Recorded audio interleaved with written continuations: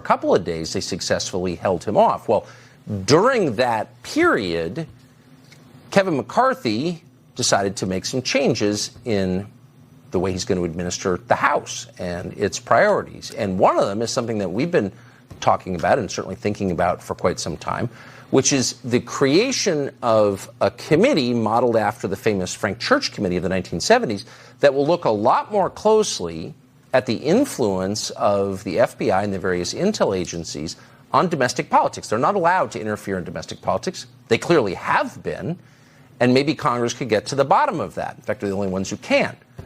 Well, Kevin McCarthy's going to do that. Looks like he's going to be Speaker, and his plan, we have just learned, is to appoint really one of the most honest and dogged members of Congress, we'll just say it, Thomas Massie of Kentucky, to head that committee, the new Church Committee run by Congressman Thomas Massie, who, by the way, joins us now to announce it. Congressman, thanks so much for coming on. Thanks, Tucker. It looks like I'll probably be on that committee, but I can't say that I will run it.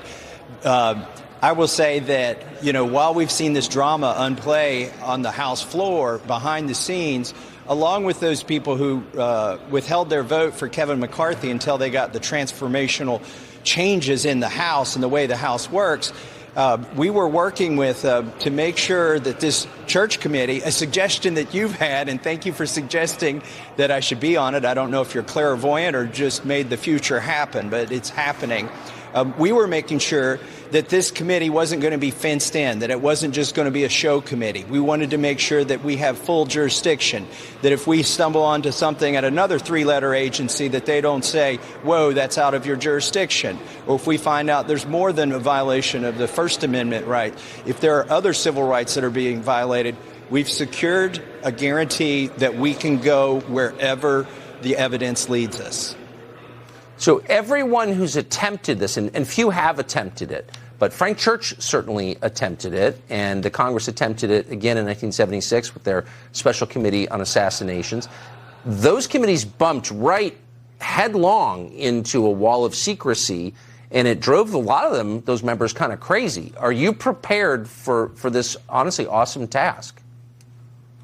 I think we are, and we've been laying the groundwork for that. Dan Bishop, my colleague from North Carolina, and Jim Jordan, we've been talking to the Intel Committee, which has the authority to get all of that information. By the way, a lot of this is going to play out down in the SCIF. You're going to have to trust the people that are put on this committee.